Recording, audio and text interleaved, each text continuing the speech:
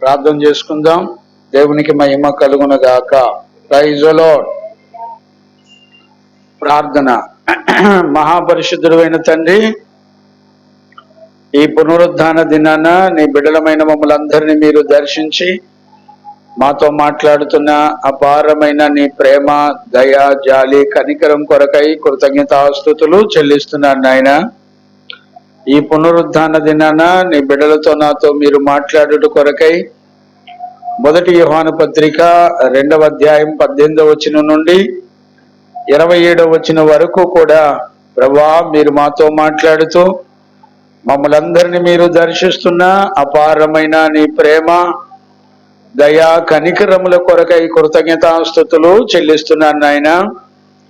ఈ దినాన నీ వాక్కును పంపి నీ బిడ్డల్ని, నన్ను, మమ్మల్ని అందరినీ పరిశుద్ధులుగాను నీతిమంతులుగాను చేసి మహిమగల నీ రాకడ కొరకు మమ్మల్ని అందరినీ మీరు సిద్ధపరిచినందుకు కృతజ్ఞతాస్తుతులు చెల్లిస్తూ యేసు నామములో అడిగి పొంది ఉన్నాము తండ్రి, ఆమేన్. ప్రార్థన ఆలకించి అడిగినవన్నీ పొందుకునే భాగ్యం ఇచ్చి విశ్వాసము ద్వారా జయమిచ్చిన యేసయ్యకు స్తోత్రము చేయుదము.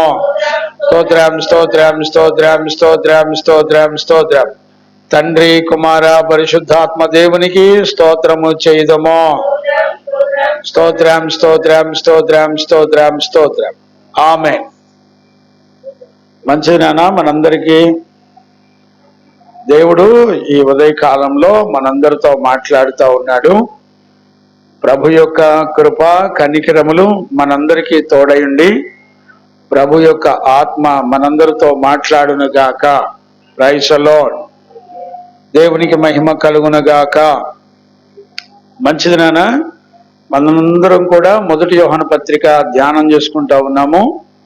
ఆ వాక్యాన్ని ధ్యానం చేసుకుందాం. 1 యోహాను పత్రిక 2వ అధ్యాయం 18వ వచనం నుండి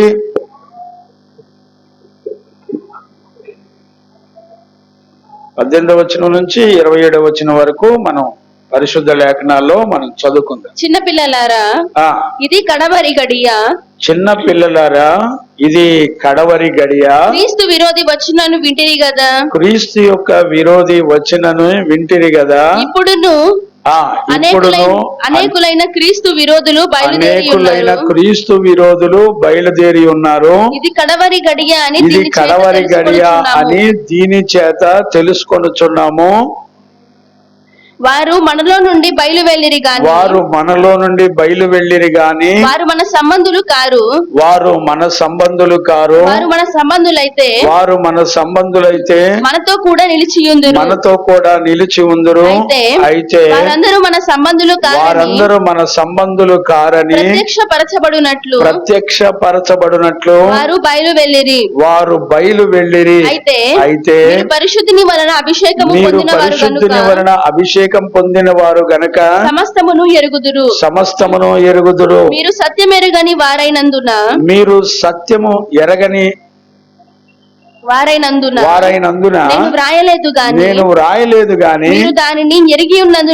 మీరు దానిని ఎరిగి ఉన్నందునను ఏ అబద్ధమును సత్య సంబంధమైనది కాదని ఎరిగి ఉన్నందునను మీకు వ్రాయుచున్నాను. యేసు క్రీస్తు కాడని చెప్పువాడు తప్ప ఎవడు అబద్ధికుడు. తండ్రిని కుమారుని ఒప్పుకొనని వీడే క్రీస్తు విరోధి. కుమారుని ఒప్పుకొనని ప్రతివాడును తండ్రిని అంగీకరించువాడు కాడు. కుమారుని ఒప్పుకొనువాడే తండ్రిని అంగీకరించువాడు. అయితే మీరు మొదటి నుండి దేనిని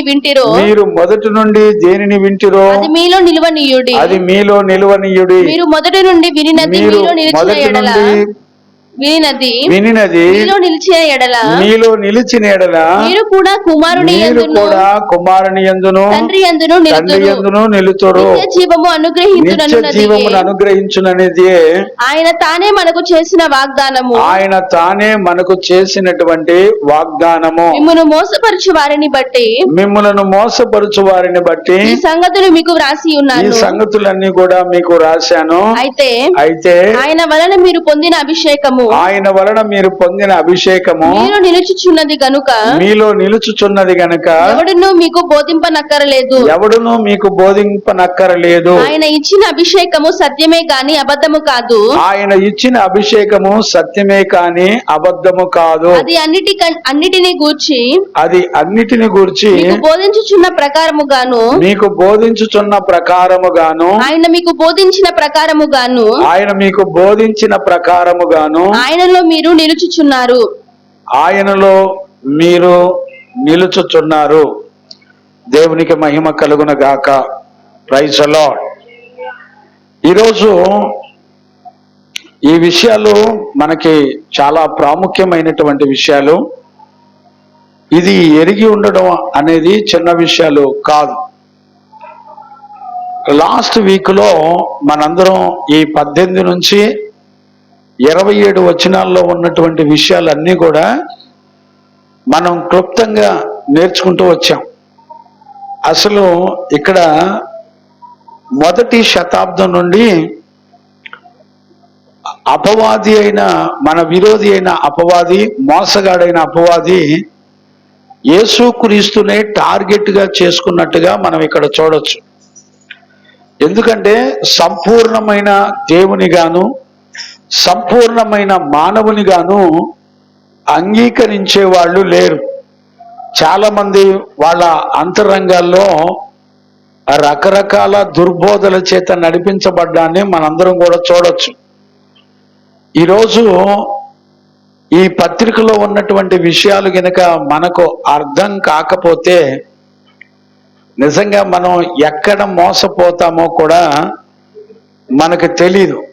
ఇక్కడ జరుగుతున్నటువంటి విషయం అంతా కూడా 18వ వచనం నుండి మీరు చదవడం ప్రారంభిస్తే అపవాది ఈ కడవరి దినాలలో సంఘములోనికి అబద్ధ బోధకులను, అబద్ధ ప్రవక్తలను, అబద్ధ క్రీస్తులను సంఘంలోనికి పంపుతున్నట్టుగా మనం చూడొచ్చు. ఇది ఎప్పుడు ప్రారంభించబడింది అనంటే ఇది మొదటి శతాబ్దంలోనే ప్రారంభించబడినట్లుగా పరిశుద్ధ లేఖనాల్లో మనందరం కూడా చూస్తున్నాం. ఆ రోజుల్లోనే మన విరోధి అయిన అపవాది సంఘములోనికి అబద్ధ బోధకులను, అబద్ధ ప్రవక్తలను, అబద్ధ క్రీస్తులను పంపడాన్ని చూడొచ్చు. అబద్ధం అనేది చిన్న విషయం కాదండి. అబద్ధం ఈజ్ ఈక్వల్ టు ఒక పాయిజన్ లాంటిది, ఒక విషం లాంటిది. ఎందుకనంటే అబద్ధమునకు జనకుడు ఎవరు అంటే మన విరోధి అయిన అపవాది. అంటే సత్య సంబంధమైనది కానిది ఏదో అది అబద్ధమైనది అనేటువంటి విషయాన్ని మనం చూడొచ్చు. ఒక విషయం మనిషిని ఎలా చంపేస్తుందో అబద్ధ బోధ కూడా మనుషుల్ని అలాగా వేరు చేసి చంపేస్తుంది. ఇక్కడ మనం 18, 19 వచనాలు కనుక చదివితే 18వ వచనంలో కడవరి గడియలలో క్రీస్తు విరోధులు వచ్చిరని వింటిమి గదా, ఇప్పుడు అనేకులైన క్రీస్తు విరోధులు బయలుదేరి ఉన్నారు, ఇది కడవరి గడియ అని దీనిని బట్టి మనం తెలుసుకుంటున్నాం. ఇప్పుడు సంఘాల్లో జరుగుతున్నటువంటి పరిస్థితులను బట్టి కడవరి గడియ లేకపోతే అంత్య దినములని గుర్తుపట్టొచ్చు. 19వ వచనంలో ఏమని రాయబడిందంటే వారు మనలో నుండి బయలు వెళ్ళిరు గాని వారు మన సంబంధులు కాదు. చూడండి, అంటే అర్థం ఏంటి? సంఘములో ఉన్నటువంటి విశ్వాసులను అబద్ధ బోధకులు ఓవర్టేక్ చేసి వాళ్ళని సంఘంలో నుంచి వేరు చేసి, గమనించారా? వాళ్ళు మనలో నుండే బయలుదేరి గాని వారు మన సంబంధులు కారు. వారు మన సంబంధులైతే మనతో కూడా నిలిచి ఉందురు. ఇక్కడ గమనించండి, మన సంబంధులైతేనేమో సంఘములోనే నిలిచి ఉంటారట. మన సంబంధులు కాని వారందరూ కూడా అపోస్తుల చేత ప్రకటించబడుతున్న ఈ సత్య సువార్త నుండి, సంఘముల నుండి వాళ్ళు వేరై వెళ్ళిపోతారు. అంటే ఇప్పుడు గమనించవలసింది ఏంటి? అబద్ధపు దుర్బోధ విని వాళ్ళు సత్య సంబంధమైన దేవుని సంఘములో నుంచి వాళ్ళు వేరై మోసగించబడి వెళ్ళిపోతారు. అయితే పరిశుద్ధ వాక్యం ఏమని చెప్తుందంటే, వాళ్ళు మన సంబంధులైతే మనతోనే ఉంటారు. అంటే ఇక్కడ మన సంబంధులు అనేవాళ్ళు వాళ్ళకున్నటువంటి వివేకం ఏంటి, వాళ్ళకున్నటువంటి ఆలోచన ఏంటి అంటే, నేనేమంటానంటే వాళ్ళకి అబద్ధ బోధన గురించి ఎరిగి ఉంటేనే తప్ప సత్య సంబంధమైన సంఘములో అపోస్తుల బోధలో నిలిచి ఉండలేరు. మరలా చెప్తున్నాను, జ్ఞాపకం చేసుకోండి. సత్య సంబంధమైన బోధేదో, అబద్ధమైన బోధేదో, అబద్ధ క్రీస్తులు యొక్క బోధేదో ఆల్రెడీ వాళ్ళు ఎరిగి ఉన్నారు గనుక వాళ్ళు సంఘములో పరిశుద్ధులతో పాటు నిలిచి ఉంటారు. అర్థమైందని నేను అనుకుంటున్నాను. అందుకనే 20వ వచనం నుండి గనక మనం చదువుకుంటూ వెళితే ఇక్కడ చక్కటి ఒక అనుభవాన్ని గురించి పరిశుద్ధుడైన యోహాను చెప్పడాన్ని మనం చూడొచ్చు. సంఘములో నిలిచి ఉండే వాళ్ళు ఎవరు? సంఘములో నుంచి అబద్ధ బోధల చేత ప్రత్యేకంగా వేరైపోయి వెళ్ళిపోయిన వాళ్ళు ఎవరు, వాళ్ళని ఎలా గుర్తుపట్టగలం అనేటువంటి విషయాలు ఇక్కడ 20వ వచనం నుండి చెప్పడాన్ని మనందరం కూడా చూడొచ్చు. దేవునికి మహిమ కలుగును గాక. Praise the Lord. ఈ అంశాలు చాలా జాగ్రత్తగా గ్రహించుకునేటువంటి విషయాలు. ఒకవేళ గ్రహింపు గనక లేకపోతే చాలా మనకి మోసం జరుగుతుంది అనే విషయాన్ని వాక్యం చెప్తుంది. అక్కడే 26వ వచనం చదువునానా? 1 యోహాను పత్రిక 2వ అధ్యాయం 26వ వచనం జాగ్రత్తగా చదవండి. మిమ్మును మోసపరచు వారిని బట్టి, చూడండి, మిమ్ములను మోసపరచు వారిని బట్టి ఈ సంగతులు మీకు వ్రాసి ఉన్నాను. గమనించారా? ఈ సంగతులన్నీ ఎందుకు రాస్తున్నామో అనంటే, అబద్ధ బోధకులను గురించి వాళ్ళు మిమ్మల్ని ఎలా మోసం చేస్తారో మీరు తెలుసుకోవాలి కాబట్టి నేను మీకు ఈ సంగతులన్నీ రాస్తున్నాను. అంటే అర్థం ఏంటి? అబద్ధ బోధకుల చేత మోసగించబడకుండా మీరు సంఘములోనే అపోస్తుల యొక్క ఉపదేశ క్రమంలో మీరు సంఘములోనే మీరు ఎలా నిలిచి ఉండాలో ఆ భేదాన్ని గురించి చెప్తున్నాడు. అంటే ఇక్కడ మనందరం జాగ్రత్తగా అర్థం చేసుకుంటే న్యూ టెస్టమెంట్ అంతా ఇప్పుడు చూడండి, 1 యోహాను పత్రికలో ఎన్నో దుర్బోధకుల గురించి చెప్పడాన్ని మనం చూడొచ్చు. మనం 1 తిమోతి పత్రిక ధ్యానం చేస్తున్నాం, అందులో కూడా అబద్ధ బోధకుల గురించి చెప్పడాన్ని చూడొచ్చు. 2 పేతురు పత్రిక అయితే మొత్తం దుర్బోధకుల గురించే. అలాగే యోధా పత్రిక మొత్తం కూడా దుర్బోధకుల గురించే. నువ్వేదన్నా చూడు, ఇటు గలతీ సంఘం కానీ, ఎఫెసీ సంఘం కానీ, తెస్సలోని సంఘం కానీ, సువార్తలు కానీ, అపోస్తులు కానీ, మత్తయి సువార్తలు కాడి నుంచి ప్రకటన గ్రంథం చివరి వరకు కూడా 90% అబోవ్ అబద్ధ బోధకులను గురించే ఇటు సువార్తలు కానివ్వండి, ఇటు పత్రికలు కానివ్వండి, అన్నిటిలో ఖండించడాన్ని మనం చూడొచ్చు.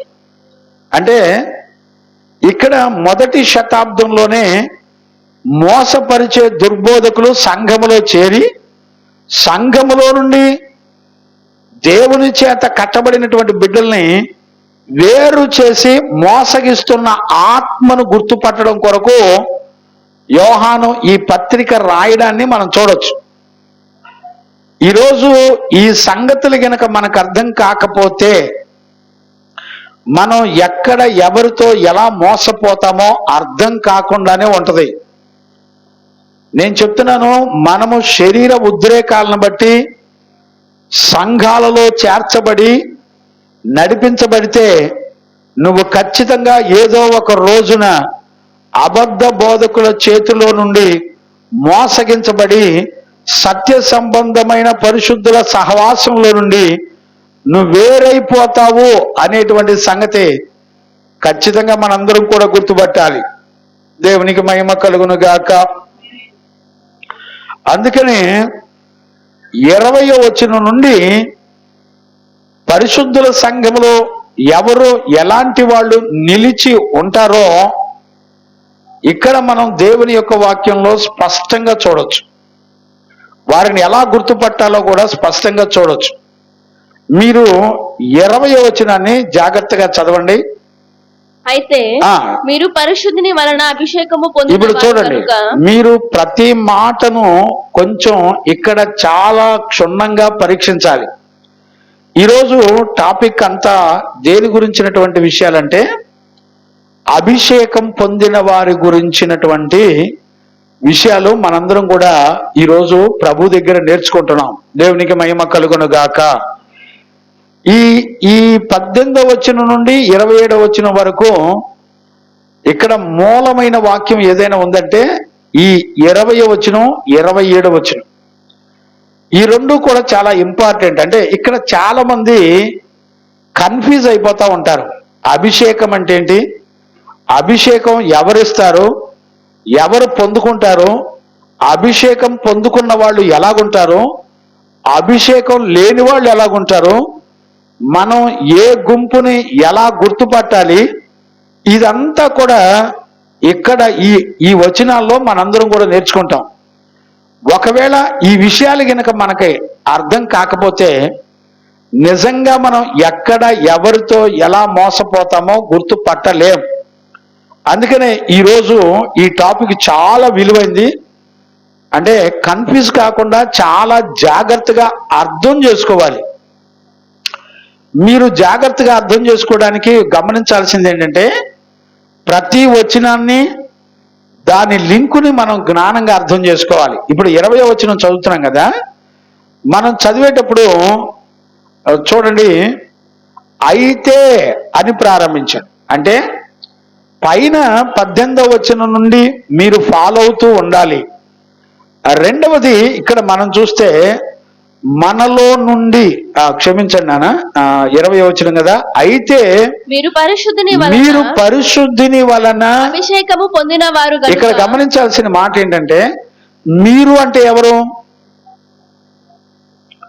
ఇక్కడ చూడండి, సంఘ పెద్దల గురించి కానీ లేకపోతే పాస్టర్ల గురించి కానీ మాట్లాడతలా, ఒక సంఘాన్ని గురించిన మాటను మనం ఇక్కడ చూడొచ్చు.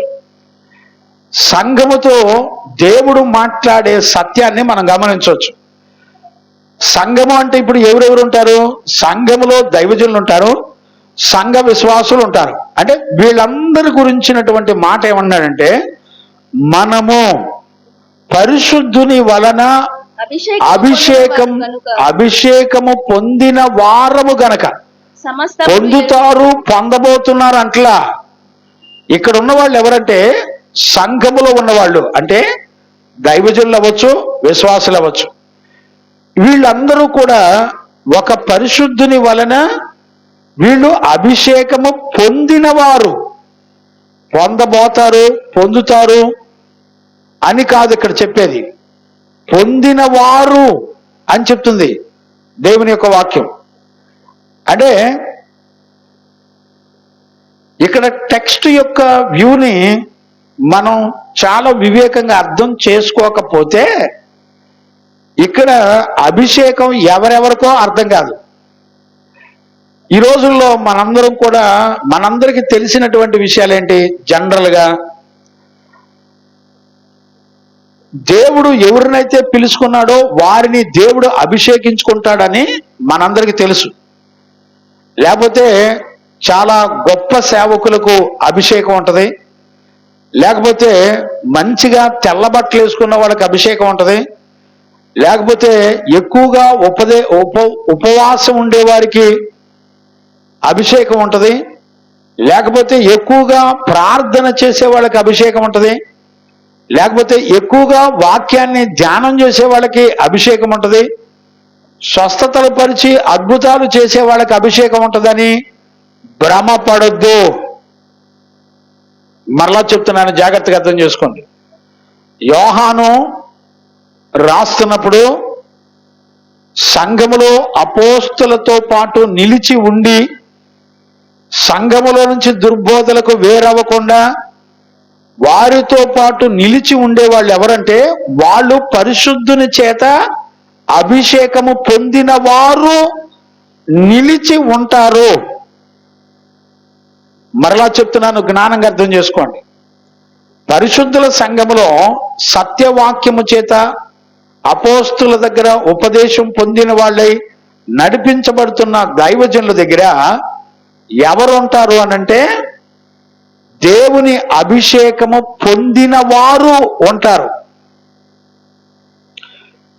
మీకు ఇక్కడికి వచ్చేప్పటికి చక్కగా అర్థమైందని నేను అనుకుంటున్నాను. మళ్ళీ చదువునానా? 20వ వచనం మళ్ళీ చదవండి. అయితే పరిశుద్ధుని వలన అభిషేకము అయితే అనే మాటకి పైన 18, 19 కూడా కలుపుకుంటూ కిందకి వెళ్ళాలి.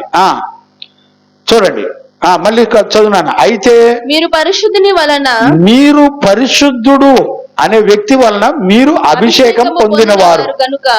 ఇక్కడ మనకు తెలియాల్సిన విషయం ఏంటంటే ఒక వ్యక్తికి లేకపోతే సంఘానికి రక్షించబడిన వ్యక్తికి అభిషేకం ఎవరిస్తారు అనేది ముఖ్యంగా మనకు తెలియాలి. ఎవరు ఇస్తారు అంటే అక్కడ రాయబడిన మాట ఏంటంటే పరిశుద్ధుడు మీకు అభిషేకము ఇచ్చును అని రాయబడింది. పరిశుద్ధులు సంఘములో ఉన్న అందరికీ అభిషేకము పొందుతారు అని చెప్పారు, పొందారు అని చెప్తున్నాడు. అంటే ఇక్కడ ప్రత్యేకంగా ప్రార్థన చేసేవాళ్ళని కాదు, ప్రత్యేకంగా వాక్యం చెప్పేవాళ్ళని కాదు, అందరూ కూడా పరిశుద్ధుడైన దేవుని వలన మీరు అభిషేకం పొందిన వారు అంటున్నాడు. ఇది చాలా ప్రాముఖ్యమైనది, మనందరం కూడా గుర్తుపట్టవలసింది కూడా. కంటిన్యూ చేయనా? అభిషేకము పొందిన వారు గనుక సమస్తమును ఎరుగుదురు. ఇప్పుడు చూడండి, అభిషేకం పొందితేనంట మీకు అన్ని విషయాలు తెలుస్తాయంట. అంటే ఇక్కడ మనకు అర్థం చేసుకోవాల్సింది ఏంటంటే అభిషేకం అంటే ఏంటో మనకు తెలియాలి, అభిషేకం ఎవరిస్తారో మనకు తెలియాలి, అసలు మనం సంఘంలో అభిషేకించబడ్డామా లేదా అనేది మనకు తెలియాలి. ఒకవేళ అభిషేకించబడకపోతే ఏదో ఒక రోజున అబద్ధ బోధకుల చేతను మోసగించబడి సంఘములో నుంచి వేరైపోతావు. ఇది అతి భయానకరమైనటువంటి మోసపరిచే దుర్బోధల వలన జరిగేటువంటి పరిస్థితులు సంఘములో. అందుకనే సంఘములో చేర్చబడిన వాళ్ళు పరిశుద్ధుడైన దేవుని వలన అభిషేకం పొందాలి.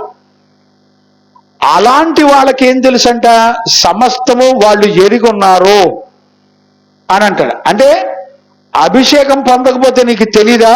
తెలీదు. అభిషేకించబడకపోతే మీరు గుర్తుపట్టలేరా? గుర్తుపట్టలేరు. అభిషేకించబడకపోతే ఖచ్చితంగా మనం మోసగించబడతామని ఖచ్చితంగా వాక్యం చెప్తుంది. అందుకనే ఈ మాటలు చాలా జాగ్రత్తగా చదవాలి. దీని ఉద్దేశాన్ని ఆత్మచేత మనం గ్రహించుకోవాలి.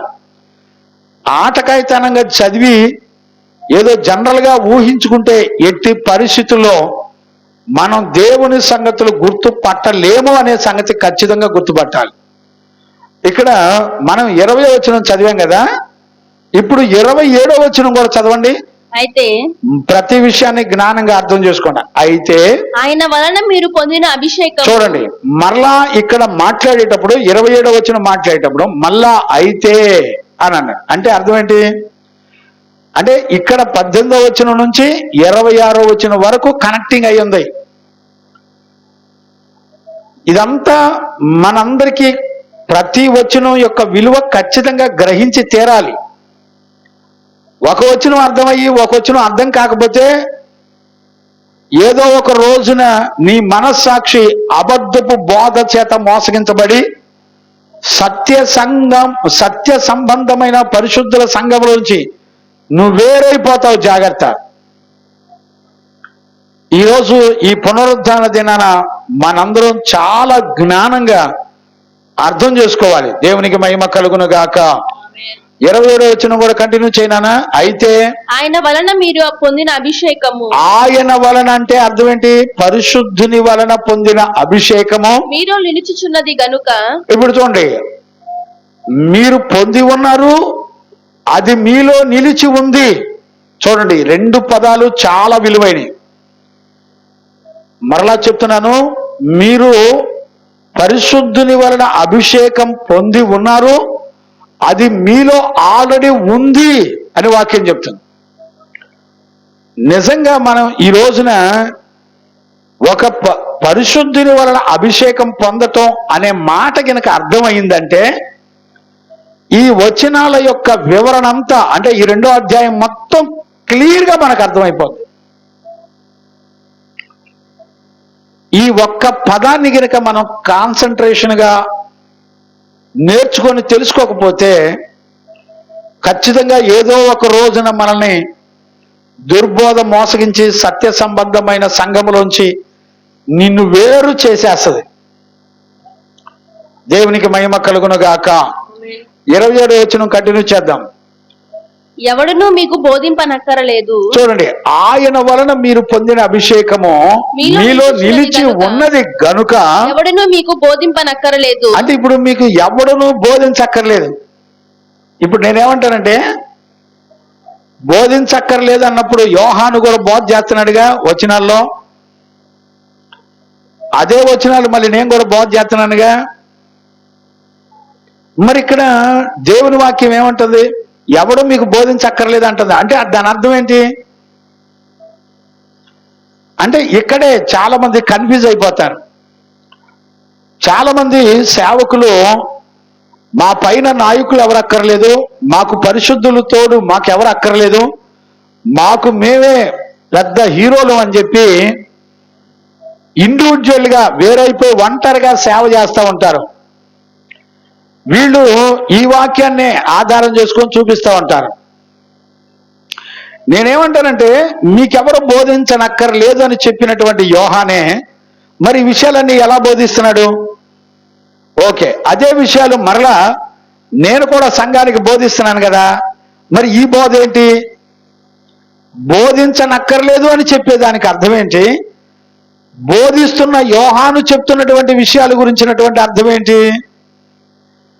ఇక్కడే మనందరం చాలా జ్ఞానంగా అర్థం చేసుకోవాలి.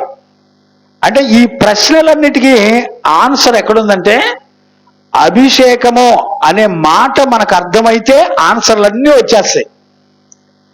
ఒకవేళ అభిషేకము అనే మాట కనుక మనకు అర్థం కాలేదనుకోండి, మనం చాలా మిస్గైడ్ అయిపోయి ఈ రోజున చాలా మంది ఈ బోధలోనే ఈ మాటను పట్టుకొని మాకెవడో అక్కర్లేదు, దేవుడే మాకు బోధిస్తున్నాడు, దేవుని ఆత్మే మాకు బోధిస్తుంది, మాకు దైవజనులు అక్కర్లేదు, మాకు జ్ఞానం మొత్తం ఇందులోనే ఉందని దుర్బోధలు చేసేవాళ్ళు కూడా చాలా మంది ఉన్నారు.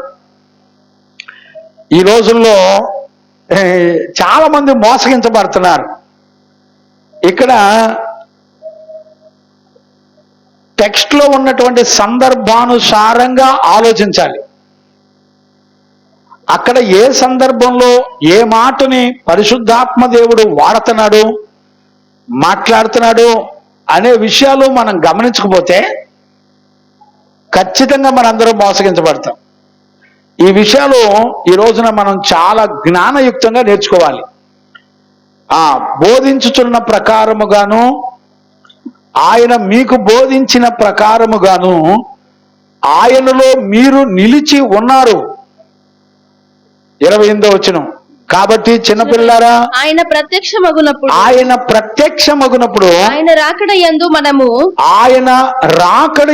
మనము ఆయన ఎదుట సిగ్గుపడక ధైర్యము కలిగి ఉండునట్లు మీరు ఆయన యందు నిలిచియుండు. చూడండి, మరలా చెప్తున్నాడు, మీరు ఆయన యందు నిలిచి ఉన్నారు.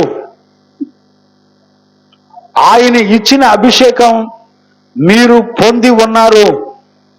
ఇది ఆయన రాకడ వరకు మిమ్మలను ఆ అభిషేకం సిద్ధపరుస్తుంది అనేటువంటి సంఘటనని చాలా క్లియర్గా మనం లేఖనాల్లో చూడవచ్చు.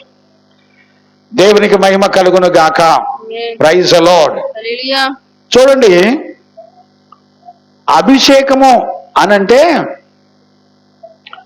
పాత నిబంధన అభిషేకం, కొత్త నిబంధనలో ఉన్న అభిషేకానికి మనం గ్రహించుకుంటే ఒకే రకంగా ఉంటది, లేదు వేరువేరుగా ఉంటే ఒక రకంగా ఉంటది. ఇక్కడ మనం చాలా చక్కగా జ్ఞానయుక్తంగా ఈ విషయాలు మనం అర్థం చేసుకోవాలి. చూడండి, ఈ పదం ఇక్కడ 20వ వచనంలో 27వ వచనంలో అభిషేకం అనే పదాన్ని గ్రీకులో ఏమని రాసిందంటే క్రిస్మా అని రాసింది. నేను ఈ పదాన్ని గురించి నెట్లో వెతికాను. గ్రీకులో రాయబడిన పదం ఏంటంటే క్రిస్మా. అంటే అర్థం ఏంటంటే ఒక తైలాభిషేకము చేత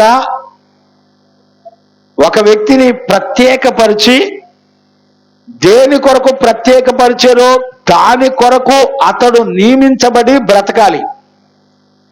అది దాని యొక్క ఆ క్రిస్మా అనే పదానికి అర్థం. ఇప్పుడు చూడండి, మనం గనుక సమూయేలు గ్రంథంలో, మొదటి సమూయేలు పుస్తకంలో మనందరికీ తెలిసిందే, దావీదు యొక్క అభిషేకం గురించి మనందరికీ తెలిసిందే. చదవన్నానా? మొదటి సమూయేలు పుస్తకం 16వ అధ్యాయం 12-13 వచనాలు చదవన్నానా? అతడు వాణ్ణి పిలువనంపించి లోపలికి తోడుకొని వచ్చెను. తోడుకొని వచ్చెను. అతడు ఎర్రని వాడును చక్కని నేత్రములు కలవాడును చూచుటకు సుందరమైన వాడిగా ఉండెను. అతడు రాగానే నేను కోరుకున్నవాడు ఇతడే. ఇప్పుడు చూడండి, దేవుని ఆత్మ మాట్లాడుతుంది. ఇతను కోరుకున్నవాడు ఇతనే, నేను కోరుకున్నవాడు ఇతనే. నీవు లేచి వానిని అభిషేకించుమని యెహోవా సెలవీయగా. చూడండి, యెహోవా సెలవీయగా సమూయేలు తైలపు కొమ్మును తీసి వాని సహోదరుల ఎదుట వానిని అభిషేకము చేసెను. నాట నుండి యెహోవా ఆత్మ దావీదు మీదికి బలముగా వచ్చెను. చూడండి, యెహోవా యొక్క ఆత్మ దావీదు మీదికి బలముగా దిగి వచ్చెను. దేవునికి మహిమ కలుగును గాక. Praise the lord.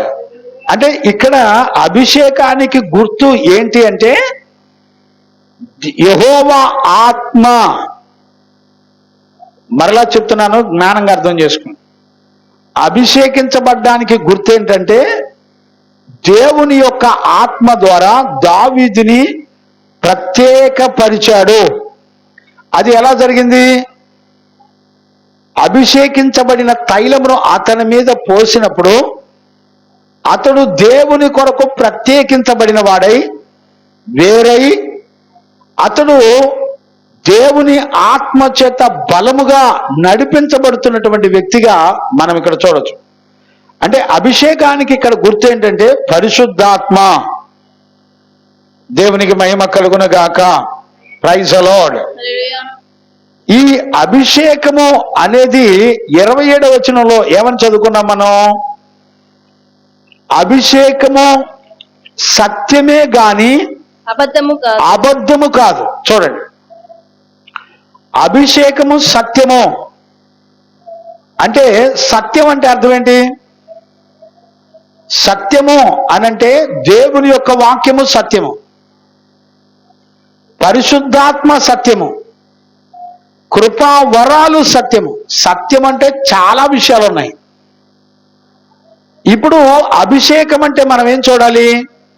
అభిషేకం అంటే ఒక భాగంలో వాక్యమని, అభిషేకం అంటే ఒక భాగంలో పరిశుద్ధాత్మ అని మనం చూడాలి. అంటే అభిషేకము ద్వారా పనిచేసేది ఏంటి అనంటే సత్యవాక్యము, లేకపోతే సత్య సంబంధమైన పరిశుద్ధాత్మ అనేటువంటి సంగతుల్ని మనందరం కూడా చూడొచ్చు. దేవునికి మహిమ కలుగును గాక. Praise the Lord. ఇప్పుడు మనకు అర్థం కావలసినటువంటి విషయం ఏంటంటే అభిషేకం వెనక పనిచేస్తున్నది ఏంటి అని అంటే, నెంబర్ 1 దేవుని యొక్క సువార్త, నెంబర్ 2 పరిశుద్ధాత్మ. ఈ రెండు పనిచేస్తున్నాయి. ఇప్పుడు చూడండి, యోహాను సువార్త 6వ అధ్యాయం 63వ వచనం కూడా మనం చదవగలిగితే, ఆత్మయే జీవింపజేయుచున్నది. చూడండి, యోహాను సువార్త 6:63, ఆత్మయే జీవింపచేయుచున్నది గాని శరీరము కేవలము నిష్ప్రయోజనము. శరీరము కేవలము నిష్ప్రయోజనము. నేను మీతో చెప్పి ఉన్న మాటలు నేను మీతో చెప్పిన మాటలు ఆత్మయు జీవమునై ఉన్నవి గాని. చూడండి, ఆత్మయు జీవమునై ఉన్నవి. గమనించారా? అంటే ఇక్కడ మనందరం గ్రహించవలసినటువంటి అతి ప్రాముఖ్యమైనది, అభిషేకము సత్యము అంటే వాక్యం అని అర్థం. మత్తయి సువార్త, యోహాను సువార్త 17:17 అమ్మా, అది కూడా చదువునానా? యోహాను సువార్త 17. సత్యమందు వారిని ప్రతిష్ఠ చేయుము. సత్యమందు వారిని ప్రతిష్ఠించుము. నీ వాక్యమే సత్యము. ప్రతిష్ఠించుము అంటే వేరు చేయము, లేకపోతే అభిషేకించుము. చూడండి, సత్యమందు వారిని అభిషేకించుము, నీ వాక్యమే సత్యము. గమనించారా? దేవునికి మహిమ కలుగును గాక.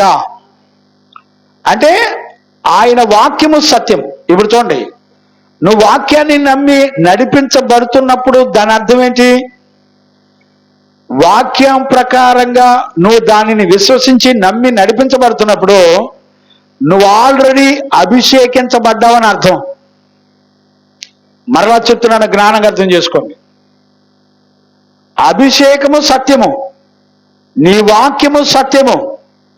సత్యము చేత వారిని నేను ప్రతిష్ఠించి తిని అని యేసు ప్రభువే స్వయంగా తన నోటి మాట ద్వారా మాట్లాడడాన్ని మనం చూడొచ్చు.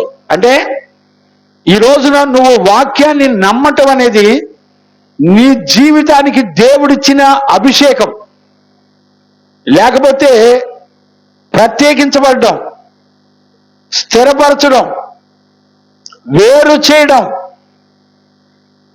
అంటే వాక్యము ద్వారా అభిషేకించబడి వేరు చేయబడతారు. అలాగే ఆత్మ ద్వారా జీవము పొందే వాక్యము, ఆయన చెప్పిన వాక్యము ఆత్మయు జీవమై ఉంది.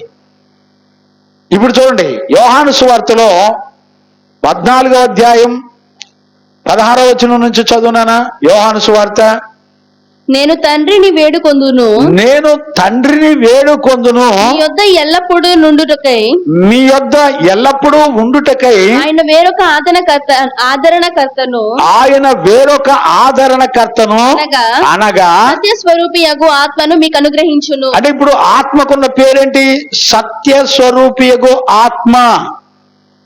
అంటే ఒక అభిషేకము అనంటే అర్థం ఏంటి? ఇప్పుడు ఒక వ్యక్తి అభిషేకించబడ్డాడా లేదా అనేది ఎలా తెలుస్తుంది అంటే, వాక్యానుసారమైన జీవితం పొందుతూ ఆత్మ చేత నింపబడిన వాడే నడిపించబడాలి. అలాంటి వాళ్ళే అభిషేకం పొందిన వాళ్ళు. మనం దీన్ని ఇంకా జ్ఞానంగా అర్థం చేసుకోవాలంటే మత్తయి సువార్తలో 3వ అధ్యాయంలో చూడండి, యోహాను యేసు ప్రభు నేను నీళ్ళలో బాప్తీసం ఇచ్చుచున్నాను, నా వెనక వచ్చువాడు 11వ అధ్యాయం 11వ వచనమా? 3:11 చదవండి. మత్తయి సువార్త 3వ అధ్యాయం 11వ వచనం. మారు మనస్సు నిమిత్తము నేను నీళ్ళలో మీకు బాప్తిస్మం ఇచ్చుచున్నాను. మారు మనస్సు నిమిత్తము నేను మీకు నీళ్ళలో బాప్తిస్మం ఇచ్చుచున్నాను. అయితే వెనుక వచ్చుచున్నవాడు, నా వెనక వచ్చుచున్నవాడు నాకంటే శక్తిమంతుడు, ఆయన చెప్పులు మోయుటకైనను నేను యోగ్యుడను కాను. ఆయన పరిశుద్ధాత్మలోను, ఇప్పుడు చూడండి, ఆయన పరిశుద్ధాత్మలోను అగ్నితోను మీకు బాప్తిస్మం ఇచ్చును. ఇప్పుడు చూడండి, పరిశుద్ధాత్మలో బాప్తిస్మం ఇచ్చేది ఎవరు? యేసుక్రీస్తు. నేనేమంటానంటే, వాక్యాన్ని నమ్మావు, విశ్వసించావు, నీటి బాప్తిస్మం తీసుకున్నావు, మరి పరిశుద్ధాత్మ బాప్తిస్మం పొందారండి? అందుకని నేను రాత్రి చదివించాను, అపోల్లో తన ఆత్మలో తీవ్రత కలిగిన వాడై క్రీస్తును సంపూర్ణంగా బోధిస్తున్నాడు, కానీ ఆత్మ లేనివాడు, అసలు పరిశుద్ధాత్ముడే ఉన్నాడన్న సంగతి వాళ్ళకి తెలీదు. ఈ రోజుల్లో కూడా యేసు క్రీస్తు ద్వారా అనుగ్రహించబడిన పరిశుద్ధాత్మ అభిషేకం గనక పొందకపోతే, దేవుడు నీకు అనుగ్రహించిన అభిషేకం నీకు లేదు గనక ఏదో ఒక రోజున దుర్బోధల చేతను మోసగించబడి పరిశుద్ధుల సంఘములో నుంచి నువ్వు వేరైపోతావు. ఎంతవరకు అర్థమైందో నాకు తెలియదు.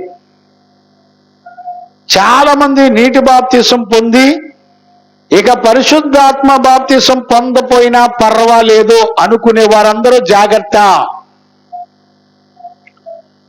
ఈ రోజున నువ్వు సంఘములో మనందరం అభిషేకించబడ్డామా లేదనేది ఎలా తెలుస్తుంది? యేసుక్రీస్తు మాత్రమే నీకు ఆత్మలో బాప్తిసం ఇచ్చేవాడు. ఆయన తప్ప నీకెవ్వరూ కూడా ఆత్మలో బాప్తిస్మం ఇచ్చేవాళ్ళు లేరు. ఇప్పుడు ఒక వ్యక్తి అభిషేకం ఎలా పొందుతాడు? అభిషేకం పొందిన వానికి మాత్రమే జరగబోయే సంగతులన్నీ కూడా అర్థమవుతాయి, గ్రహించుకోగలుగుతారు. ఒకవేళ అభిషేకం లేకపోతే నీకు అర్థం కాదు.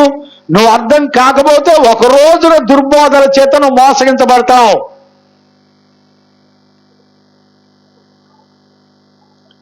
ఈ రోజుల్లో మనకి ఈ సత్య సంబంధమైన అభిషేకం గురించి నీకు తెలియపోతే ఈ రోజున ఎన్ని రకాలుగా మోసగించబడుతున్నారో ఈ రోజున పరిశుద్ధ లేఖనాల్లో చూసేవాళ్ళు ఎవరో కూడా లేరు. మీకు ఇంకా అర్థం కావాలంటే చదవండానా, మీకు చక్కగా నేను లేఖనాల్లో నేను చూపిస్తాను, చూడండి, జాగ్రత్తగా అర్థం చేసుకోండి.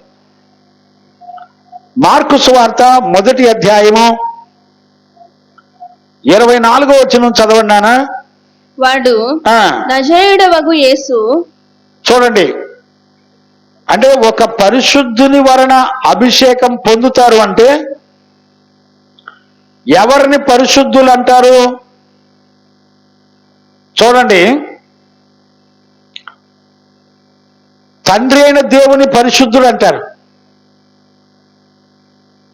ఇశ్రాయేలీల పరిశుద్ధ దేవుడు అయిన యెహోవా అని పాత నిబంధనలో చాలా వందల సార్లు రాయబడిన మాట. ఒక్క యెషయా పుస్తకంలోనే దగ్గర దగ్గర 30 నుంచి 40 సార్లు పరిశుద్ధుడైన యెహోవా అని రాయబడింది. తండ్రి పరిశుద్ధుడు. ఇక్కడ మనం చదువుతున్నాం యేసుక్రీస్తు పరిశుద్ధుడు. పరిశుద్ధాత్మ పేరులోనే ఉంది పరిశుద్ధాత్మ అని. పరిశుద్ధాత్ముడు పరిశుద్ధుడు. అంటే ఒక పరిశుద్ధుని వలన, అంటే తండ్రి, కుమార, పరిశుద్ధాత్మ, ఒక పరిశుద్ధుని వలన, త్రిత్వమయ్యున్న దేవుని వలన మనందరం కూడా పరిశుద్ధులముగా తీర్చబడతాం. లేకపోతే పరిశుద్ధుడైన దేవుని వలన అభిషేకం పొందుతాం. ఇప్పుడు పరిశుద్ధుడైన దేవుని వలన అభిషేకం పొందేది ఎలా పొందుతున్నాం? వాక్యము ద్వారా, ఆత్మ ద్వారా. అంటే సువార్త ద్వారా అభిషేకం వస్తుంది. యేసుక్రీస్తు పరిశుద్ధాత్మ ద్వారా నిన్ను అభిషేకిస్తాడు. అంటే ఈ 2 పద్ధతుల ద్వారా మనందరం కూడా అభిషేకించబడతాం. ఈ అభిషేకాన్ని ఇచ్చేది ఎవరంటే పరిశుద్ధుడు. ఇక్కడ అదే విషయం మనకు రాయబడింది. మార్కు సువార్త 1:24 కంటిన్యూ చేయనా. వాడు నజరేయుడవగు యేసు. వాడు అంటే దెయ్యములు పట్టిన వాడు నజరేయుడగు యేసు. మాతో నీకేమి మమ్ములను నశింపజేయుటకు వచ్చితివా? మమ్ములను నశింపజేయుటకు వచ్చితివా? నీవెవడవో నాకు తెలియను. నీవు ఎవడవో నాకు తెలియను. నీవు దేవుని పరిశుద్ధుడవు. చప్పట్లు కొట్టండి గట్టిగా, దేవునికి మహిమ కలుగునుగాక. నీవెవరో తెలుసా? దేవుని పరిశుద్ధుడవు అని కేకలు వేసిన. ఇదే లూకాసు వార్త 4:34లో కూడా ఉంటది, మీరు తర్వాత చదువుకోవచ్చు. గమనించారా? దెయ్యాలు కూడా సాక్ష్యం ఇస్తున్నాయి, నీవు పరిశుద్ధుడైన దేవుడవు అని. ఇంకా మనం చూస్తే యోహాను సువార్త 6వ అధ్యాయం 68, 69 వచనాలు కూడా చదువునానా. సీమోను పేతురు, ఆ. ప్రభువా, సీమోను పేతురు, ప్రభువా, ఎవని యొద్దకు వెళ్ళుదుము? మేమంతా ఎవరి దగ్గరికి వెళ్తాం ప్రభువా? నీవే నిత్య జీవపు మాటలు గలవాడు, నీవే నిత్య జీవపు మాటలు కలిగిన వాడువు. నీవే దేవుని పరిశుద్ధుడవని. గమనించారా? అంటే శిష్యులు కూడా సాక్ష్యం ఇస్తున్నారు, అయ్యా నీవే పరిశుద్ధుడైన దేవుడు అని. మేము విశ్వసించి ఎరిగి ఉన్నామని. మేము విశ్వాసం ఉంచడమే కాకుండా ఆల్రెడీ ఎరిగి ఉన్నాము. చూడండి, మనం 18వ వచనం నుంచి కనుక మనం చదివితే ఆ మొదటి యోహాను పత్రికలో 21వ వచనం కూడా చదువునానా? మీరు సత్యమెరుగని వారైనందున అందున నేను మీకు రాయటలేదు గాని మీరు దానిని ఎరిగి ఉన్నందునను. చూడండి, మీరు ఎరిగి ఉన్నందునను ఏ అబద్ధమును ఆ సత్య సంబంధమైనది కాదని ఎరిగి ఉన్నందునను ఆ. మీకు వ్రాయిచున్నాను. గమనించారా? మీరు ఆల్రెడీ ఎరిగి ఉన్నారు. మీరు అభిషేకం పొందారో లేదో మీరు ఆల్రెడీ ఎరిగి ఉండి పొంది ఉండి మీరు మాలో నిలిచి ఉన్నారు అంటారు. అందుకనే 24 చదవండి. మొదటి నుండి ఏది వింటిరో అది మీలో నిలవనీయుడి. అదిగో అది మీలో నిలిచి ఉండాలి. మీరు మొదటి నుండి చూడండి, విన్నది మీరు మొదటి నుండి వినినది మీలో నిలిచిన ఎడల మీలో నిలిచిన ఎడల మీరు కూడా కుమారుని యందును ఇప్పుడు చూడండి, మీరు కూడా కుమారుని యందును తండ్రి యందును నిలుతురు. తండ్రి యందును మీరు నిలిచి ఉంటారు. చూడండి, ఎవడు నా యందు అంటుకట్టబడి నిలిచి ఉంటాడో వాడు బహుగా ఫలించుడు.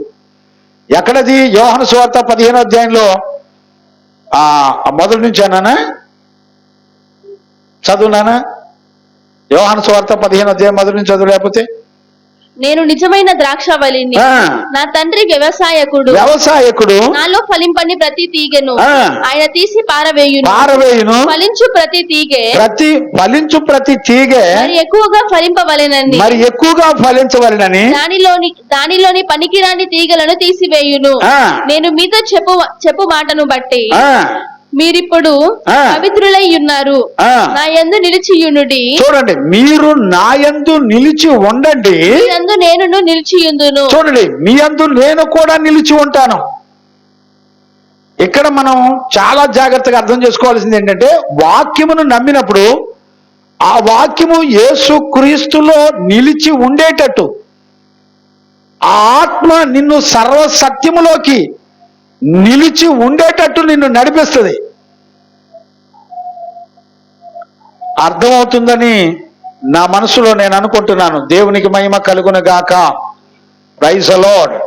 హల్లెలూయా, హల్లెలూయా.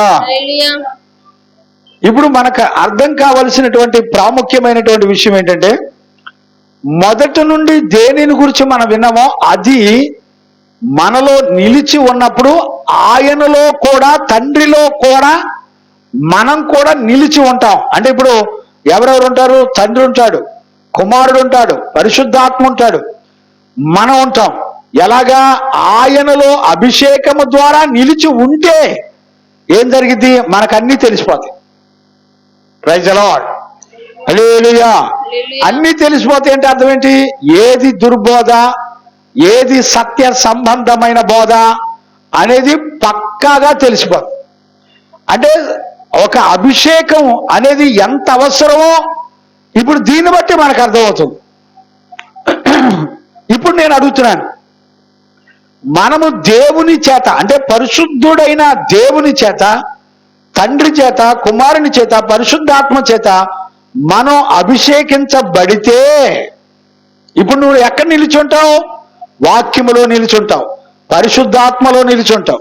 మీరు వాక్యములోను పరిశుద్ధాత్మలోను నిలిచుంటే తండ్రి, కుమారుడు, పరిశుద్ధాత్మ కూడా మనతో నిలిచి ఉంటారు. అప్పుడు ఆయన మనం నిలిచి ఉన్నప్పుడు అప్పుడు నీకన్నీ ఎవ్వడో బోధించక్కర్లా. అంటే అర్థం ఏంటి? ఆయన వాక్యానుసారమైన జీవితం చేస్తూ యేసుక్రీస్తు నీకు పరిశుద్ధాత్మ అభిషేకం ఇవ్వడం వలన పరిశుద్ధాత్మ ద్వారా బోధించబడుతూ నడిపించబడతా ఉంటావు. దేవునికి మహిమ కలుగును గాక. Praise the Lord. అర్థమవుతుందని నేను అనుకుంటున్నాను.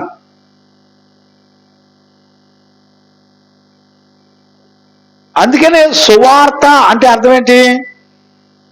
దేవుని గురించినటువంటి వార్తే సువార్త. ఇప్పుడు సువార్త వేరు కాదు. ఇక్కడ మనకు అర్థం కావాల్సింది ఏంటంటే వేరొక సువార్త. గలతీ సంఘంలో గనక మనం చూడగలిగితే 1వ అధ్యాయం 6వ వచనం చదువునానా? గలతీ క్రీస్తు కృపను బట్టి మిమ్మును పిలిచిన వారిని విడిచిపెట్టి భిన్నమైన సువార్త తట్టుకు.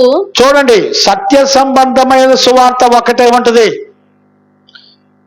వేరొక సువార్త తట్టుకు మీరు ఇంత త్వరగా తిరిగిపోవుట నేను చూడగా ఆశ్చర్యమగుచున్నది. ఆశ్చర్యపోతాడంట. చూడండి, సువార్త అనేది ఒక్కటే ఉంటది. అది అపోస్తల ద్వారా సంఘాలకు ప్రకటించబడిన సువార్త ఒక్కటే. వేరొక సువార్త ఏదైనా అది సువార్త కాదు, అది అబద్ధపు వార్త. అది సత్యము నుండి మనలను తొలగించి అబద్ధపు వార్త చేత నిన్ను మోసం చేస్తుంది.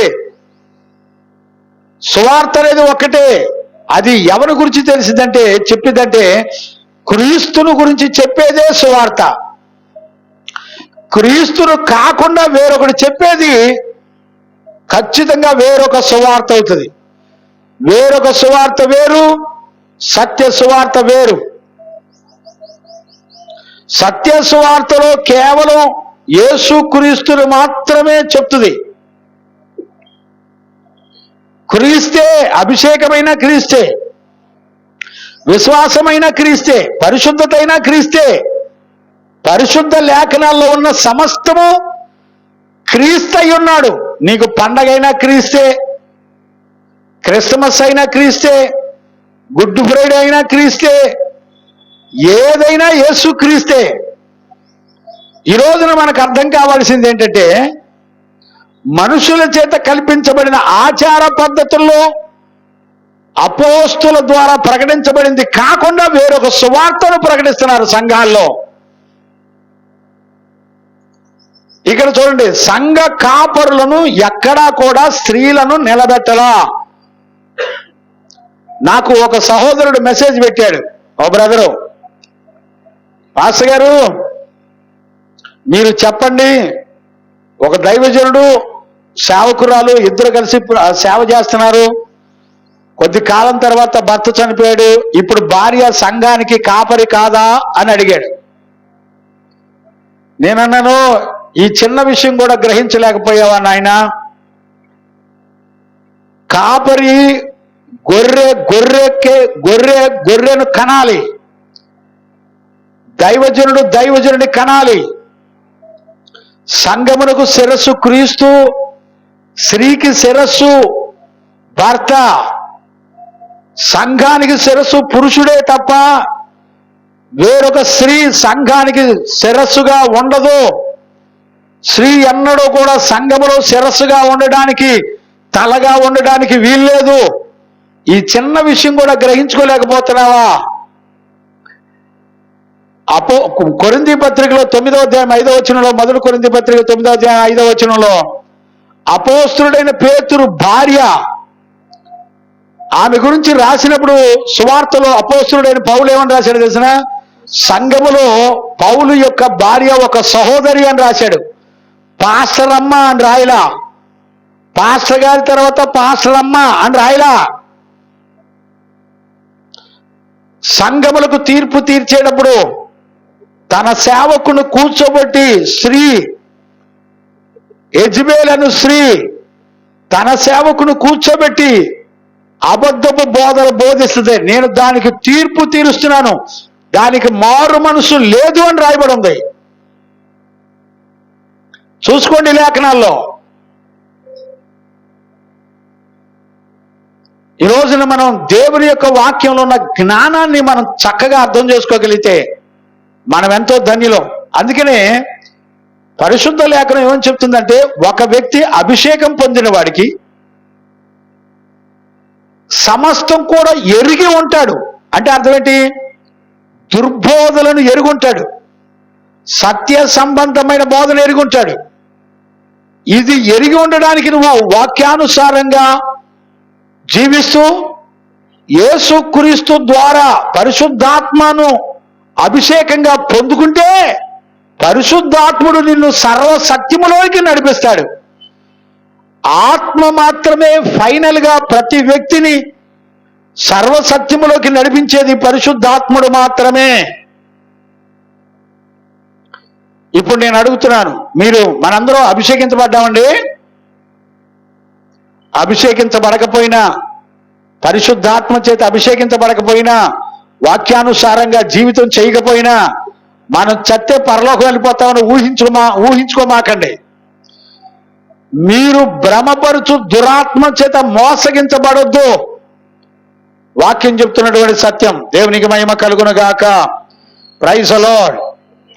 ఇప్పుడు సువార్త ప్రకటించడానికి కూడా అభిషేకం కావాలి. ఆత్మ చేత నడిపించబడాలి. తెలుసండి? మనకు తెలీదు. చూడండి, యెషయా పుస్తకం 61వ అధ్యాయం మొదటి నుంచి చదవండానా? యెషయా పుస్తకం 61వ అధ్యాయం మొదటి నుంచి చదవండానా? ప్రభువగు యెహోవా ఆత్మ మీదికి వచ్చి ఉన్నది, దీనులకు సువార్తమానము ప్రకటించుటకు యెహోవా నన్ను అభిషేకించెను. చూడండి, యెహోవా నన్ను అభిషేకించడు. చూడండి, యేసు క్రీస్తు కూడా రక్తమాంసములు కలిగి ఈ భూమండలం మీదకి వచ్చి సేవ చెయ్యాలంటే ఆయన సృష్టికర్త అయిన దేవునికి కూడా అభిషేకం కావాలి. ఆత్మ చేత నింపబడాలి. చూడండి, ఆయన బాప్తీసం తీసుకునేటప్పుడు పరలోకం నుండి పావురములే పరిశుద్ధాత్మ దిగివచ్చి ఆయన మీద వ్రాలెను అని రాయబడింది. సువార్తల్లో రాయబడింది. ఆయన ఎల్లప్పుడూ ఆత్మ యందలి ఆనందించుచుండెను అని రాయబడింది. గమనించారండి? ఈ రోజుల్లో ఈ లేఖనాల యొక్క ఆధారాలు ఇన్ని చూపిస్తున్నా అభిషేకం లేనివాడు సేవ చేయటమే. సువార్త ప్రకటించాలంటే దేవుని ఆత్మ చేత అతడు నింపబడాలి.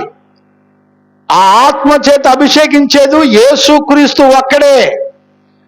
ఏ మనిషి అయితే యేసుక్రీస్తును విశ్వసిస్తాడో, పాపాలు ఒప్పుకొని పరిశుద్ధపరుచుకుంటాడో ఆ వ్యక్తి మాత్రమే పరిశుద్ధాత్మ చేత నింపబడి ఆత్మ చేత సువార్తను ప్రకటించాలి. మనం సువార్త ప్రకటించడానికి యేసు ప్రభుకే పరిశుద్ధాత్మ అవసరమైతే మరి మనకెంత అవసరం చెప్పండి? యేసు ప్రభుకే పరిశుద్ధాత్మ అవసరం. ఈ రోజున సేవ చేసే వాళ్ళకి పరిశుద్ధాత్మ అవసరంలా. పరిశుద్ధాత్మ ఉందని భ్రమపరచబడుతూ మనుషుల చేత కల్పించబడిన ఆచార పద్ధతులన్నీ అనుసరించి నడుస్తూ సంఘములో సంఘ బిడ్డలను మోసం చేస్తూ దుర్బోధల వైపు నడిపిస్తున్నటువంటి భయానకరమైనటువంటి సంఘాలు ఈ రోజున కుప్పలు ఉన్నాయి. గుర్తుపట్టే వాళ్ళు లేరు. చూడండి అన్న, అదే మాట అపోస్తుల కార్యాలు 10వ అధ్యాయం 38వ వచనాన్ని కూడా చదవచ్చు. అపోస్తుల కార్యాలు 10వ అధ్యాయం 38వ వచనాన్ని కూడా చదువుకోవచ్చు. అదేదనగా దేవుడు నజరేయుడైన యేసును పరిశుద్ధాత్మతోను, చూడండి, పరిశుద్ధాత్మతోను శక్తితోను అభిషేకించాడంట. దేవుడే తన కుమారుని పరిశుద్ధాత్మతోను శక్తితోను అభిషేకించాడంట. అభిషేకం లేకుండా సువార్త ప్రకటించకూడదు. యేసుక్రీస్తునందు విశ్వాసముంచడం ద్వారా పరిశుద్ధాత్మను పొందుకున్న వారు మాత్రమే సువార్త ప్రకటించుటకు యోగ్యులు. ఈ రోజున ఎవరు పడితే వాళ్ళు బైబిల్ కాలేజీలో ట్రైనింగ్ అయ్యి ఎవరి దగ్గర పడితే వాళ్ళ దగ్గర మరి దర్శనాలు చూస్తూ కలలు కంటూ సేవ చేసేవాళ్ళు చాలా మంది ఉన్నారు. వాక్యానుసారంగా ఇది తప్పు. సువార్త ప్రకటించడానికి అభిషేకం కావాలి. పరిశుద్ధాత్మ చేత అభిషేకించబడాలి. వాక్యం కోరుకున్న జీవితం వాళ్ళల్లో ఉండాలి. వాక్యానుసారమైన జీవితం చేస్తూ పరిశుద్ధాత్మ చేత నింపబడిన వారు మాత్రమే సేవ చెయ్యాలి. అలాంటి వారు సువార్త ప్రకటిస్తే ఒక ఆత్మకు నిత్య రక్షణ కలుగుతుంది. ఈ రోజుల్లో అలా నింపబడి అపోస్తులు ఆత్మచేత నింపబడి ఆత్మ కొరకు కనిపెట్టుకొని యేసుక్రీస్తు ద్వారా ఆత్మను పొందుకొని వాళ్ళు సేవ చేశారు. అపోస్తుల కార్యాలు 1:14 ఆ మాటలు రాయబడి ఉన్నాయి. వారందరూ ఏకముగా కూడి పరిశుద్ధాత్మ కొరకు వాగ్దానం చేయబడిన పరిశుద్ధాత్మను పొందుకొనుట కొరకు వారు కనిపెట్టుకొని ఎదురు చూసిరి. 16వ వచనమా? వీరందరూ ఆయన నీతో కూడా కొందరు స్త్రీలను యేసు తల్లి అయిన మరియయు ఆయన సహోదరులను ఏక మనస్సుతో ఎడతెగక ప్రార్థన చేయుచు ఆ కాలమందు ఇంచుమించు 120 మంది సహోదరులు 120 మంది సహోదరులు కూడి ఉండగా పేతురు వారి మధ్య నిలిచి నేను సహోదరులారా యేసును పట్టుకొనిన వారికి త్రోవ చూపిన యూదాను గూర్చి పరిశుద్ధాత్మ దావీదు ద్వారా పూర్వము పలికిన లేఖనము నెరవేరవలసి ఉండెను. అతడు మనలో ఒకడుగా ఎంచబడిన వాడై ఈ పరిచర్యలో పాలు పొందెను. దేవునికి మహిమ కలుగును గాక. వారందరూ కూడి ఉన్న ప్రకారంగా ఉంటే చూడనా కనిపెట్టచ్చు. వీరందరూ కూడా కొందరు స్త్రీలను తేసు తల్లిని మరియు ఆయన సహోదరులను ఏక మనసుతో ఎడతెగక ప్రార్థన చేయొచ్చు వాగ్దానం చేయబడిన పరిశుద్ధాత్మను పొందుకొనుటకు ఎదురు చూస్తూ ఉండెను అని రాయి. మీరు లూకాసు వార్తలో కూడా ఆ మాటలు చదువుకోవచ్చు. లూకాసు వార్త చివరి అధ్యాయం. నానా అక్కడ కూర్చో, ఫ్యాన్ వేస్తాను, కూర్చో. చదువు నాన్న, చివరి వచనాల్లో ఉంటుంది చూడు.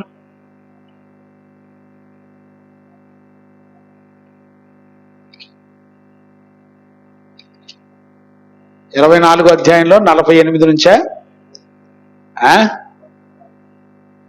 అది వేరు, అది కూడా ఓకే. ఈ సంగతులకు మీరే సాక్షులు. ఇదిగో నా తండ్రి వాగ్దానము చేసినది మీ మీదికి పంపుచున్నాను. పైనుండి శక్తి పొందు వరకు, చూడండి, పైనుండి శక్తిని పొందు వరకు పట్టణములో నిలిచి ఉండడం. చూడండి, అపోస్తులంతా కూడా పరిశుద్ధాత్మ కొరకు కనిపెట్టుకున్నప్పుడు యేసుక్రీస్తు వలన అపోస్తులు పరిశుద్ధాత్మను పొంది సువార్త ప్రకటించారు. గుర్తుపట్టారండి?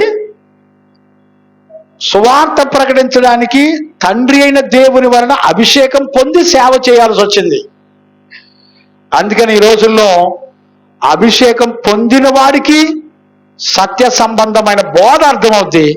అభిషేకించబడని వాడికి ఏదో ఒక రోజున దుర్బోధన చేత మోసగించబడి సత్యములో నుండి వేరై వాళ్ళు తొలగిపోయి వాళ్ళు నాశనానికి పాతాళానికి వెళ్ళిపోతారు. ఇప్పుడు చెప్పండి. అంతేకాకుండా ఇంకో మాట కూడా చదవన్నాను. మా 2వ కొరింథీ పుస్తకంలో 1వ అధ్యాయము 21, 22 వచనాలు కూడా చదువునానా. మీతో కూడా క్రీస్తునందు నిలిచి ఉండునట్లుగా స్థిరపరిచి అభిషేకించిన వాడు దేవుడే. చూడండి, మీతో కూడా అంటే సంఘాన్ని సేవకుని కూడా అభిషేకించిన వాళ్ళు ఎవరు? దేవుడే. ఏ వ్యక్తి అయితే యేసుక్రీస్తు ద్వారా అభిషేకం పొందడో అతను ఖచ్చితంగా ఒక రోజున దుర్బోధలకు పక్కకి వెళ్ళిపోతాడో. ఇంకా మీకు క్లియర్ గా అర్థం కావాలంటే ఎఫెసీ పత్రిక 1వ అధ్యాయం 13వ వచనం చదువునానా. మీరును సత్యవాక్యమును అనగా రక్షణ సువార్తను విని క్రీస్తునందు విశ్వాసముంచి వాగ్దానము చేయబడిన ఆత్మ చేత. ఇప్పుడు చూడండి, సువార్త, వాగ్దానం చేయబడిన పరిశుద్ధాత్మ రెండు ఒకే వచనంలో చూపించాడు అపోస్తుడైన పౌలు. ఎఫెసీ సంఘంలో 1వ అధ్యాయం 13వ వచనంలో. మళ్ళీ తేటగా చదువునానా, చెవిగలవారు విందురుగాక. చదువునానా. మీరును సత్యవాక్యమును. చూడండి, మీరును అంటే సంఘము, సత్యవాక్యమును అనగా అనగా మీ రక్షణ సువార్తను విని. ఇప్పుడు చూడండి, రక్షణ సువార్తను విని క్రీస్తు యందు విశ్వాసముంచి క్రీస్తునందు విశ్వాసముంచి వాగ్దానము చేయబడిన ఆత్మ చేత ముద్రింపబడితిరి. చూసారా, వాగ్దానము చేయబడిన ఆత్మ చేత ముద్రించబడితిరి. సువార్తను విన్నావు, సువార్త విన్న తర్వాత ఆ సువార్త యేసు క్రీస్తు నీకు అనుగ్రహించిన ఆత్మ చేత అభిషేకం పొందారు అని అంటున్నాడు ఎఫెసీ సంఘం. ఇప్పుడు దీన్ని బట్టి మనం అర్థం చేసుకుంటే ఈ రోజున మనం అభిషేకించబడ్డామండి. తండ్రి, కుమారుడు, పరిశుద్ధాత్మ ద్వారా అభిషేకించబడని ప్రతి ఒక్కడు ఏదో ఒక రోజున దుర్బోధన చేత మనసు మార్చుకొని పరిశుద్ధుల సంఘములోంచి వేరై వాడు నశించిపోవడానికి వెళ్ళిపోతాడు. జాగ్రత్త. అందుకనే 19వ వచనంలో 18, 19 ఒకసారి చదువునా. మొదటి యోహాను పత్రిక 2వ అధ్యాయం 18, 19 వచనం చదవండి. చిన్న పిల్లలారా, కడవరి గడియ, ఇది కడవరి గడియ. క్రీస్తు విరోధి వచ్చునని వింటిరి కదా. చూడండి, క్రీస్తు యొక్క విరోధి వచ్చునని మీరు వింటిరి కదా. ఇప్పుడును అనేకులైన క్రీస్తు విరోధులు బయలుదేరి ఉన్నారు. ఇది కడవరి గడియ అని దీని చేత మీరు తెలుసుకొనుచున్నారు. వారు మనలో నుండి బయలు వెళ్ళిరి గాని. అంటే వాళ్ళు ఎక్కడి నుంచి బయలుదేరారు? బయటికి వెళ్ళారు, మనలో నుంచే వాళ్ళు బయటికి వెళ్ళారు గాని వారు మన సంబంధులు కారు. ఇప్పుడు చూడండి, వాళ్ళు అభిషేకం లేని వాళ్ళు గనక మనతో సంబంధం వాళ్ళకి లేదు. వారు మన సంబంధులైతే కూడా నిలిచియుందురు. ఇప్పుడు చూడండి, మనతో కూడా నిలిచి ఉంటారు. అంటే అర్థం ఏంటి? వాక్యానుసారమైన జీవితం చేస్తూ దేవుడిచ్చిన ఆత్మ చేత అభిషేకం పొందిన వాళ్ళై, ఆత్మను పొందిన వాళ్ళై సంఘములో స్థిరపరచబడి నిలబడి నిలిచి ఉంటారు. ఇప్పుడు చెప్పండి, ఈ రోజున సంఘములో మనం అభిషేకించబడ్డామండి? పరిశుద్ధుడైన దేవుని ద్వారా అభిషేకించబడ్డామండి? తెలీదు. ఏది లేకపోయినా మనకెంత ధైర్యం అంటే విర్రవీగుతున్న గర్వం చేత మనం నడిపించబడతా ఉంటాం సంఘంలో. కొత్త నిబంధన సంఘంలో అభిషేకం లేకుండా వాడికి ఏ పరిచర్య కూడా అప్పగించడండి. టీపీఎంలో చూడండి, పరిశుద్ధాత్మ చేత నింపబడకపోతే వాడిని అసలు చేర్చుకోరు, వాడికి ఏ పని చెప్పరు. మీరు 7వ అధ్యాయ అపోస్తుల కార్యాలు 6, 7 అధ్యాయాలు చదువుకోండి. ఇప్పుడు వద్దులే. స్టెఫెన్తో పాటు పనిచేస్తున్న పరిచర్య చేస్తున్న వాళ్ళందరూ అభిషేకించబడిన తర్వాత వాళ్ళకి పరిచర్యలు అప్పగించారు. ఈరోజు దైవజనుడిగా నేను చెప్తున్నా, మనం గనుక అభిషేకం పొందకపోతే ఈ రోజున ఏడవండి, అయ్యా వాక్యానుసారమైన జీవితం చేస్తూ పరిశుద్ధాత్మను పొంది వాగ్దానం చేయబడిన పరిశుద్ధాత్మ చేత నేను నింపబడకపోతే నేను ఖచ్చితంగా మోసగించబడి నరకానికి వెళ్తానని భయపడేవాళ్ళు ఎవరున్నారు చెప్పండి? పరిశుద్ధాత్మ పంచి ఇచ్చిన కృపావరాలు లేకుండా నువ్వు దేవుని రాజ్యానికి ఎన్నడూ కూడా సిద్ధపడలేవు. ఈరోజు ఒక దైవజనుడిగా మీ అందరి కాళ్ళు పట్టుకొని బ్రతిలాడుకుంటా. మీరు ఇంత బతికి ఇంటెనక చచ్చినట్టుగా ఇంత వాక్యం విని నమ్మకుండా అభిషేకించబడకుండా దుర్బోధల చేత మోసగించబడి ఒక రోజున పాతాళానికి వెళ్ళిపోతారు. జాగ్రత్త. బ్రతుకుండగానే దైవజనుడిగా మిమ్మల్ని బతిలాడుతున్నా, వాక్యానుసారమైన జీవితం చేయాలి, పరిశుద్ధాత్మ చేత కూడా నింపబడి నడిపించబడాలి. ఈ 2 క్రమాలే మనిషిని అభిషేకించి నడిపించేది. మనలందరినీ సర్వసత్యములోకి నడిపించేది పరిశుద్ధాత్మే. ఈ రోజున దిగులు పడండి. ఆస్తి లేకపోయినా పర్వాలా,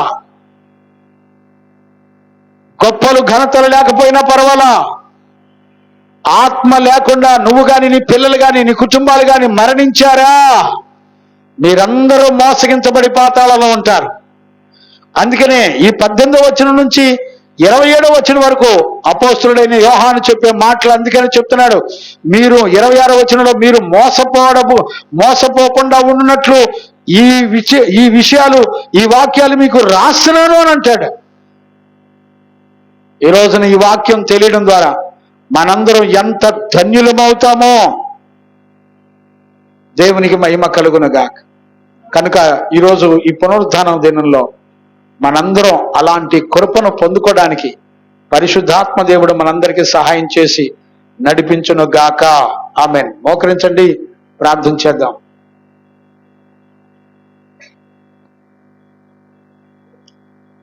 కనెక్షన్ తీసేసి బాక్స్ కనెక్షన్. స్తోత్రం స్తోత్రం స్తోత్రం స్తోత్రం స్తోత్రం స్తోత్రం స్తోత్రం స్తోత్రం. చెరుద్దాం, నోరారా ప్రార్థన చేద్దాం. దేవుడు మనతో మాట్లాడుతూ వచ్చాడు. ఈ రోజున దేవుడే ఆయన తన దయను మనపై ఉంచి మనతో మాట్లాడుతూ వచ్చాడు. బిడ్డలారా, ఈరోజు మనం ప్రార్థించాలి, నోరు తెరవాలి. దేవుని చేత అభిషేకించబడ్డామా, దేవుని చేత అభిషేకించబడ్డామా లేదా అనేది మనలను మనమే విమర్శించుకోవాలి. ఒకవేళ వాక్యానుసారమైన జీవితం లేకపోయినా, అభిషేకం లేకపోయినా, మనందరం కూడా అబద్ధ దుర్బోధన చేత మోసగించబడతామనేటువంటి సత్యాన్ని మనందరం గుర్తుపట్టాలి. చేద్దాం, ప్రార్థన చేద్దాం. ప్రార్థన చేస్తూ ప్రభుని బ్రతిలాడదాం. నీ పరిశుద్ధమైన ఆలోచన నుండి నేను జన్మించి తిని, నీ పరిశుద్ధమైన ఆలోచన నుండి నేను జన్మించి తిని, దేవదూతలకు లేని నీ రూపము మట్టినైన నాకు ఇచ్చితివి, దేవదూతలకు లేని నీ రూపము మట్టినైన నాకు ఇచ్చితివి, ఏమిచ్చి నీ రుణము నే తీర్చగలను, నీ చిత్తమా నేనిలాగుందుట, నీ చిత్తమా నేనిలాగుందుట, నీ కృపా నీ కృపా నీ కృపా నీ కృపా నీ కృపా నీ కృపా నీ కృపా నీ కృపా నీ కృపా నీ కృపా,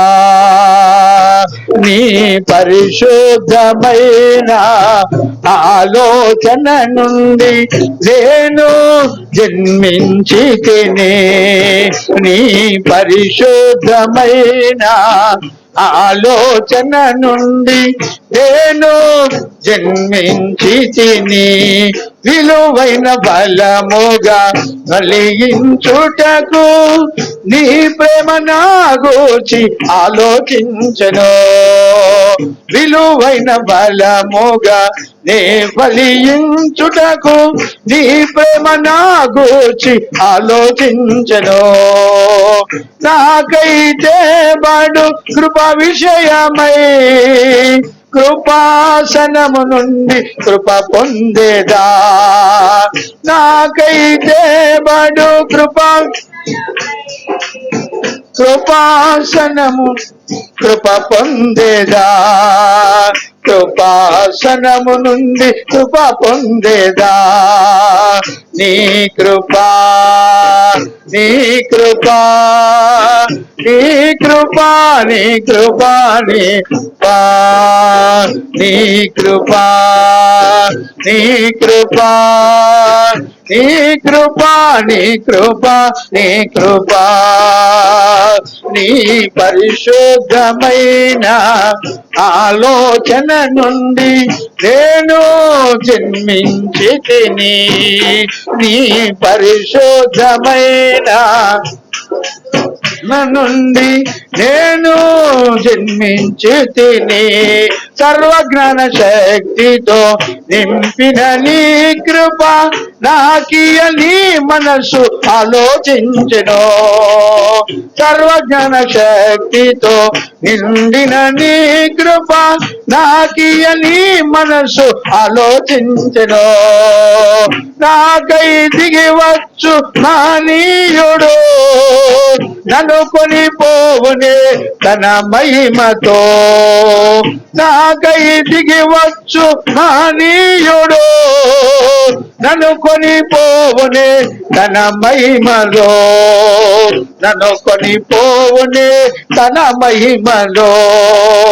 నీ కృపా నీ కృపా నీ కృపా నీ కృపా నీ కృపా నీ కృపా నీ కృపా నీ కృపా నీ కృపా నీ కృపా.